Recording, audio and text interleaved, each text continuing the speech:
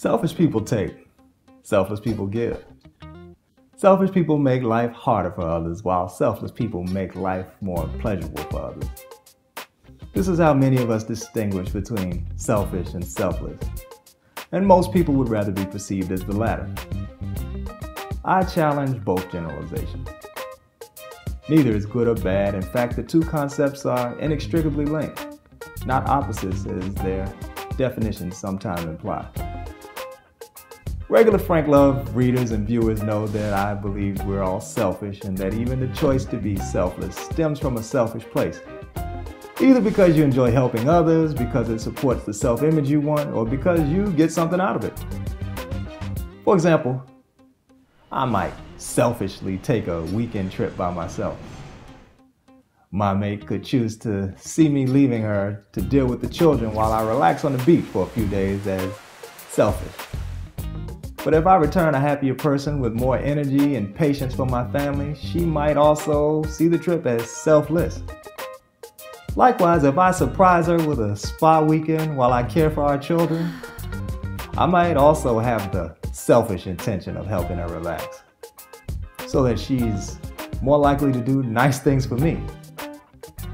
The point of this semantics lesson, one which has caused philosophers to argue in circles for centuries, is that it's pointless to judge an action as selfish or selfless. Instead, focus on the results. If your mate makes a selfish decision that benefits you, you probably won't complain much. If it doesn't benefit you, at least not directly, consider just letting your mate be selfish sometimes, without any guilt trips or manipulation. Not only is a happy mate more fun to live with, but you never know how you might benefit down the road. For example, I know of a man who had a child with his wife's sister. The wife, who never conceived, was bitter and angry until her husband and sister died years later. When there was no one left to be mad at, she finally forgave him. She lived well into her 80s, and guess who cared for her after her husband died? Yep, the quote-unquote illegitimate daughter. Now, whether or not the husband was being selfish or selfless when he fathered the child doesn't really matter in the long run. What matters is the result.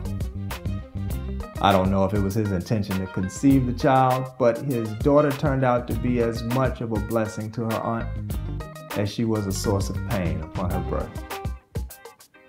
Many of us are unwilling to admit it, but we want to be accepted. When you're a powerful person in a partnership, you're both selfish and selfless, because you're true to yourself while also supporting your partner's efforts to be true to him or herself, even when you don't like it. You can figure out which to call which.